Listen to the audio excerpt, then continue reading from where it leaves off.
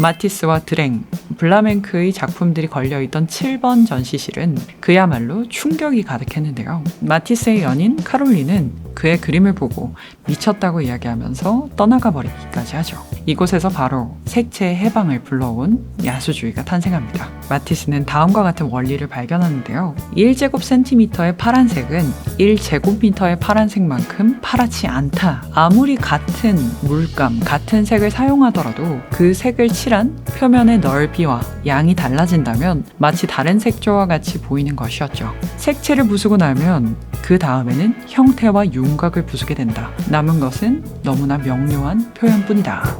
안녕하세요. 티타임즈 구독자 여러분, 샤이니 타이거입니다. 밤에 듣는 미술관 현대미술사 시리즈로 돌아왔습니다. 여기 두 층으로 가지런히 쌓인 벽돌들이 있습니다. 각 층마다 60개, 총 120개의 벽돌들로 구성된 이 벽돌 무더기는 마치 공사장에서 사용될 순서를 기다리는 것 같기도 합니다. 1972년 런던의 현대미술관 테이트 갤러리는 이 벽돌 무더기를 구매하기로 결정하는데요. 그것도 2,000파운드, 당시 6,000달러의 거금을 지불합니다. 미국의 미니멀 아티스트 칼 안드레의 등가라는 작품인데요. 이 작품은 작가가 직접 벽돌을 구워서 만든 것도 특별한 장치가 되어 있는 것도 아닙니다. 그 당시 작품을 감상한 영국의 시민들도 어이없음을 넘어 분노에 휩싸이는데요.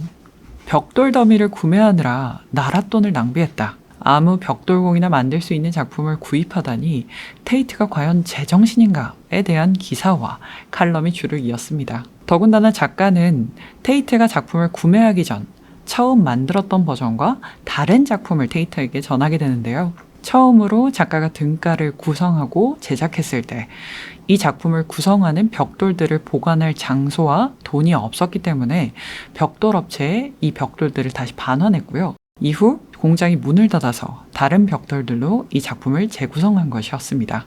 이러한 사실은 더욱이 작품의 진정성과 가치에 대한 논란에 불을 붙이게 되었습니다. 여기서 이런 질문이 떠오릅니다. 도대체 왜 테이트 갤러리는 누구나 살 수 있고 누구나 쌓을 수 있는 벽돌 더미를 자신들의 소장품 리스트에 추가했을까요? 과연 벽돌이 예술이 될 수 있을까요?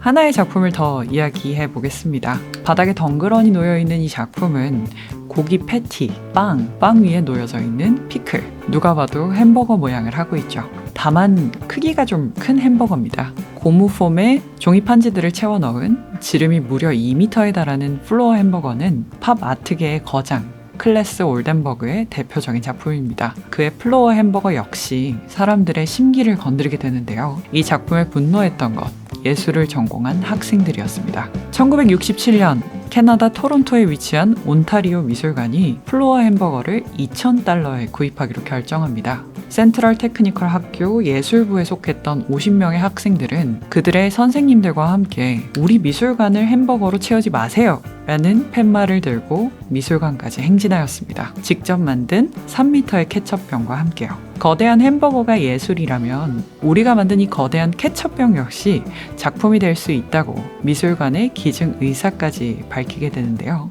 학생들의 이런 유쾌한 반발에 미술관 측은 아쉽게도 학생들의 행동은 멋지지만 이 케첩병은 하나의 독창적인 작품으로는 간주할 수 없기 때문에 받아들일 수 없다라고 대답했다고 합니다. 올덴버그의 햄버거는 단순히 사물을 거대화하는 데 그치지 않습니다. 이 거대한 햄버거를 통해서 현대사회에서 대량 생산과 과잉된 소비 현상이 가진 양면성을 작가는 이야기하고 있는데요. 마치 우리의 꿈속에서나 등장할 것 같이 커다랗고 부풀려진 이 음식은 사실 가짜라는 것을 한눈에 알 수 있는 재질과 형태로 만들어졌습니다. 올덴버그는 우리가 가진 모순의 경계를 기가 막히게 집어냅니다. 예를 들어서 조각이라는 단어를 들으면 어떤 이미지가 떠오르시나요? 작가는 조각은 반드시 단단해야 하는가에 대해서 질문을 던집니다. 조각의 고정관념을 위트 있게 부수는 올덴버그의 부드러운 조각 컬렉션은 흐물거리는 변기, 타자기, 햄버거와 감자튀김 같은 작품을 선보입니다.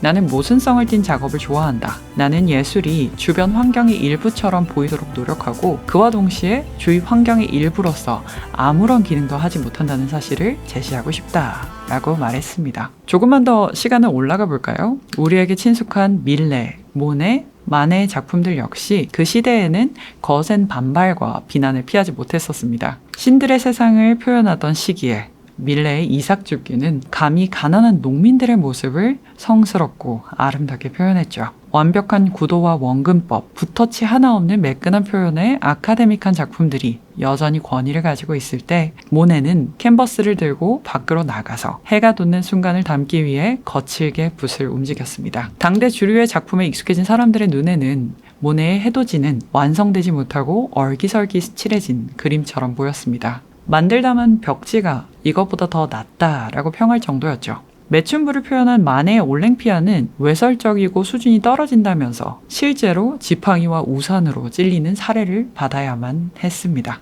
예술이라는 개념은 시대와 사회를 따라 변화해 왔습니다. 기존의 예술은 새로운 도전을 받고 조금씩 예술의 범위를 확장해 나갑니다. 여기에는 규범과 틀에서 벗어나고자 하는 아티스트들의 고민과 투쟁이 뒷받침되어야 했는데요. 하지만 익숙하지 않은 것을 접할 때 당연히 우리는 당황합니다. 이해가 되지 않고 어이없거나 가끔은 화가 나기도 하죠. 작가들이 숙명처럼 쫓아간 이 발상의 전환은 우리에게 낯설음을 느끼게 하고 멈춰서서 다시 한번 생각할 시간을 갖게 만듭니다. 왜 테이트 갤러리는 벽돌을 구입했는가? 라는 질문을 던지면서요. 이번 밤에 듣는 미술관 현대미술 시리즈에서는 바닥에 쌓아둔 벽돌 더미가 예술이 되기까지 아티스트와 작품들을 통해서 예술이 마주했던 도전들을 하나씩 풀어가 보고자 합니다. 그렇다면 도대체 현대미술은 어디서, 누구에게서부터 시작된 걸까요? 현대미술의 시작으로 우리는 모더니즘을 이야기합니다. 19세기 후반에서 20세기 초반의 모더니즘이라는 이름표가 붙은 아티스트들의 공통점이 하나 있는데요. 기존의 관습적인 것에서 벗어나 새로운 것을 제시하는 것이었습니다. 모던 발레의 대표적인 아티스트 세르게이 디아길레프는 안무가들에게 나를 놀라게 하라 라고 말했다고 하죠. 놀라게 하고 새롭게 하는 것, 모더니즘과 가장 닿아있는 슬로건이 아닐까 생각이 됩니다. 하지만 19세기가 저물 때까지 여전히 예술은 재현의 가치에서 벗어나지 못하고 있었습니다. 멀리 있는 것일수록 작아지는 원근법과 세상의 모습을 그대로 담은 색채, 아무리 기법이 달라져도 여전히 아티스트들은 자연의 재현이라는 규범에 사로잡혀 있었습니다. 1905년 파리 그랑팔레에서 열린 가을 예술 박람회였던 살롱 도톤에서 드디어 새로운 예술이 시작되고 있었습니다. 마티스와 드랭, 블라멩크의 작품들이 걸려있던 7번 전시실은 그야말로 충격이 가득했는데요. 이곳에 도착한 예술 비평가 루이 보셀은 화려한 색이 날뛰는 이 작품들 사이에서 배치되어 있던 클래식한 르네상스풍 조각품을 보고 야수들 가운데 도날텔로가 서 있다라고 주변 그림들을 혹평합니다. 이 작품들을 대중의 얼굴에 던진 물감통이라고도 표현했죠. 루이 보셀이 던진 이 포브, 야수라는 단어는 색채들이 짐승같이 날뛰는 인상을 이야기했습니다. 이곳에서 바로 재현을 위한 도구였던 색채의 해방을 불러온 야수주의가 탄생합니다. 7번 전시실의 논란의 중심에는 마티스의 모자를 쓴 여인, 거대한 모자를 머리 위에 얹고 우리를 바라보고 있는 이 여인은 얼굴도 크고 팔은 짧게 표현되어서 신체적으로 비례가 맞지 않습니다. 그것보다 더 문제였던 건 전체적인 색들이었는데요. 이 여인의 얼굴은 마치 무지개 색들이 정신없이 섞여 있는 듯 했고요.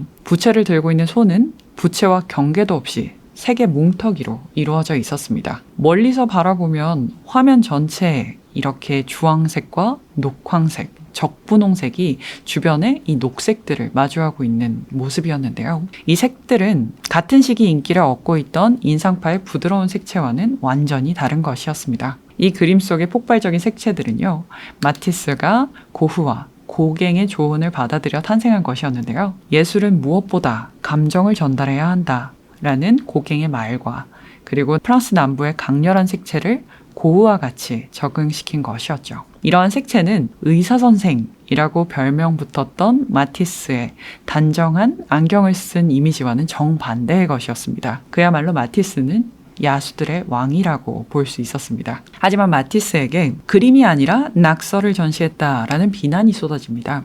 마네의 올랭피아 이후 이렇게까지 거센 대중들의 반발은 처음일 정도였죠. 살롱 도톤이 끝날 때쯤에는 마티스의 수입과 명예는 바닥을 치고 있었습니다. 이 당시까지만 해도 마티스는 잘 팔리는 아티스트는 아니었죠.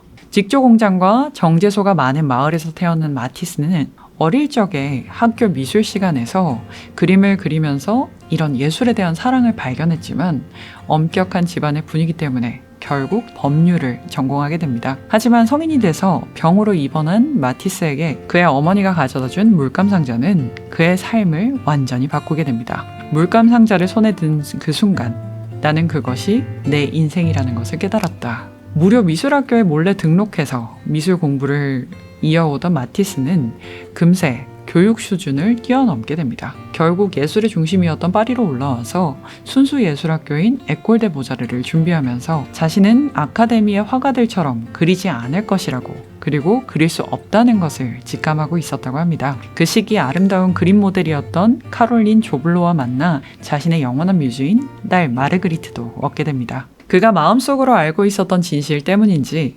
에콜 데 보자르 시험에서 2번이나 낙방을 하게 되고요. 3번째 시도 끝에 학교에는 합격했지만 그를 아티스트로 성장시켰던 건 교육이 아닌 주변 아티스트들이었는데요. 고우의 친구였던 존 피터 러셀, 그리고 인상파의 아버지 카뮈 피사로, 신인상파의 아티스트들.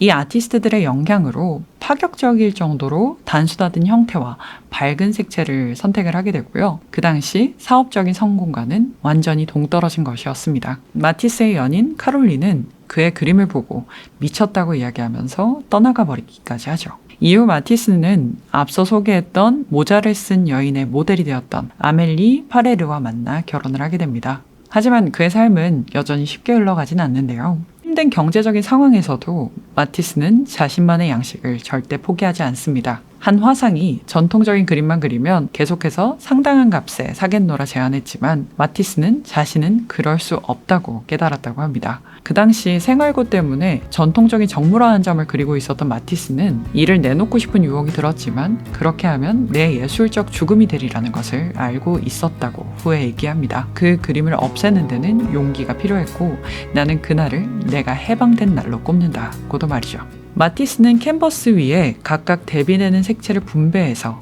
색들이 서로 공명하도록 만들었습니다. 살롱 도톤 이후에는 마티스는 계속해서 색으로 만들어진 색면을 실험합니다. 몇 달간의 실험 끝에 마티스는 다음과 같은 원리를 발견하는데요. 1제곱센티미터의 파란색은 1제곱미터의 파란색만큼 파랗지 않다는 것이었습니다. 아무리 같은 물감, 같은 색을 사용하더라도 그 색을 칠한 표면의 넓이와 양이 달라진다면 마치 다른 색조와 같이 보이는 것이었죠. 비례가 조금만 달라져도 색은 바뀔 수 있었기 때문에 면의 분할은 단순히 구도를 형성하는 것이 아니라 색과 관련된 중요한 요소가 되는 것이었습니다. 1906년 앙대팡당전에 출품했던 생의 기쁨은 그의 색면에 대한 실험의 결과였습니다. 작품을 보시면 이 순색의 향연들이 높은 채도를 뽐내면서 캔버스에 배치되어 있는데요. 이 작품을 잘 보시면 앵그르의 샘, 티치아노의 비너스, 피비드 샤반느, 그리고 세잔의 목욕하는 사람들까지 다양한 작가들의 작품들이 인용되어 있는 것을 보실 수가 있습니다.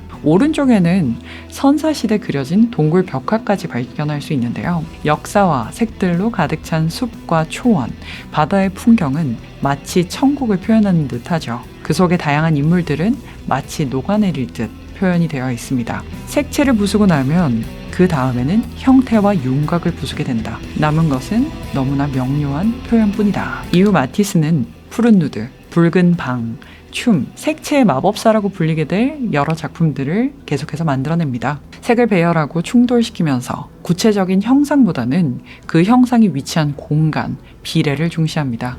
그림들은 강렬한 색채, 색면들과 함께 장식의 개념을 극단적으로 흡수해서 가장 순수한 표현으로서 자신의 세계를 계속해서 완성해 나갑니다. 색채의 해방을 이룬 마티스를 시작으로 한 번 시작된 예술의 해방의 물결은 예술의 다른 요소들을 자극하고 하나씩 해체해 갑니다. 회화는 재현의 의무에서 한 걸음 멀어졌고요. 색채의 해방은 형태를 자유롭게 하는 다음 단계로 넘어갑니다.